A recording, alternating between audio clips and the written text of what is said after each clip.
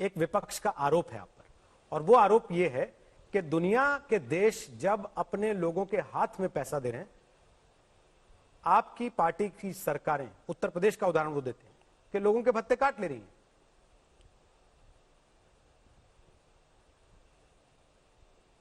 लेकिन हमको एक चीज बताइए ना, अब कुछ लोगों को ये हाथ में पैसा, अभी मैंने 52,606 करोड़ रुपया अपनी आरंभिक टिप्पणी में बताया कि नहीं बताया? किसानों को गए, माताओं को गए, हमारे दिव्यांगों को गए, पेंशनधारियों को गए, कंस्ट्रक्शन वर्कर को गए। रोहित जी, पोस्टल विभाग मेरे ही अंतर्गत है। मुझे आपको बताते हुए खुशी हो रही है कि पोस्टल विभाग ने 1,000 करोड़ रुपया गांव-गांव जाकर गरीबों के घर में डिपॉजिट किया है। कैसे? उंगली के निशान, आधार इनेबल पेमेंट और हाथ में मोबाइल। और इसकी सीमा है 10,000 रुपये की। जहां बैंक नहीं है, मछुआरों के गांव में नदी के धार को पार कर वो नाव से गए, मैं उसकी मॉनिटरिंग करता हूं। 500 टन उन्हें दवा पहुंचाई, क्योंकि देश में कई लोग फंसे हुए थे, उनकी लाइफ सेविंग ड्रग उनके बेटे, उनकी बेटी, उनकी बहू बाहर से भेजते थे। हमने कहा जाओ पहुंचाओ। तो इस तरह से काम तो होता है। अब कुछ लोग को परेशानी है तो होने दीजिए। आज के दिन मैं विपक्ष से कोई बहस नहीं करना चाहता हूं। हमारा काम है इस परेशानी में देश के लिए काम करना, और देश हम पर विश्वास करता है कि हम ईमानदारी से काम कर रहे हैं।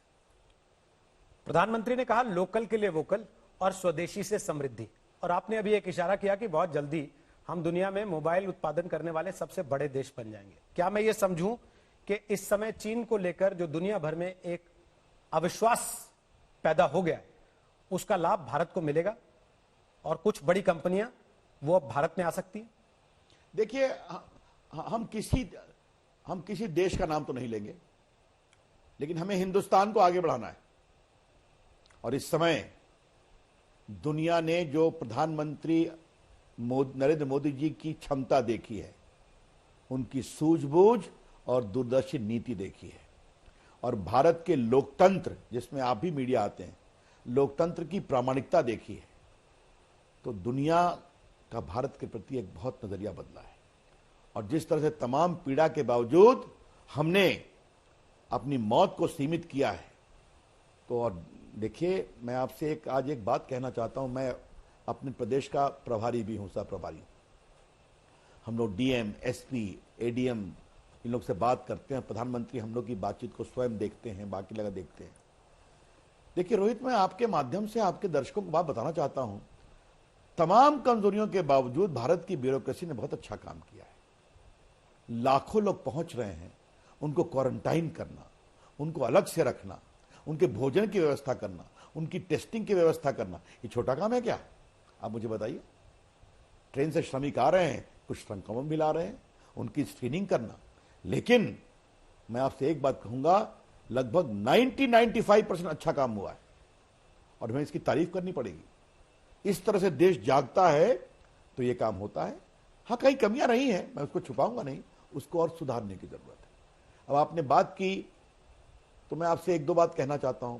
मैंने अपने विभाग को कहा कि भारत का वीडियो कॉन्फ्रेंसिंग बनाओ, बहुत हो गया विदेशी। मैंने हैकाथॉन किया रोहित जी, अब तक 2000 स्टार्टअप और बाकी कंपनी ने अप्लाई किया है, और हम उसमें से बेस्ट मटेरियल को आगे बढ़ाएंगे। हमारा संचार विभाग में एक संस्था है C.DOT, वो हमारी टेक्निकल संस्था है रिसर्च की। उन्होंने मुझे एक प्रेजेंटेशन किया, मैं आपसे शेयर करना चाहता हूं। इतना अच्छा वीडियो कॉन्फ्रेंसिंग उन्होंने बनाया है जो दुनिया के बेस्ट मॉडल से भी बढ़िया है।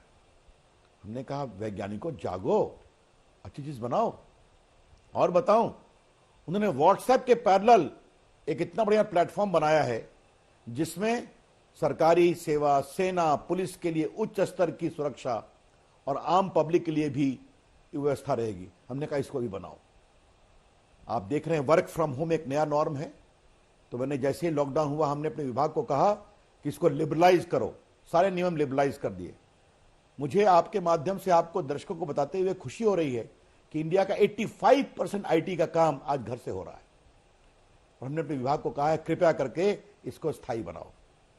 आज हम लोगों ने कोविड के लिए कोविड सावधान बनाया, लगभग 22 करोड़ हम लोग भेज चुके हैं मैसेज टारगेटेड, और आरोग्य सेतु की चर्चा तो आपने बहुत की है, मैं अभी समय नहीं लूंगा आपका, वो भी मेरे ही विभाग आईटी के अंतर्गत आता है। नहीं सर, आरोग्य आप कभी सेतु समझ पर और सकते हैं चर्चा कि करेंगे इतने अभी शॉर्ट थोड़ी सी टाइम में 10.5 करोड़ लोग इस पर आ जाएंगे?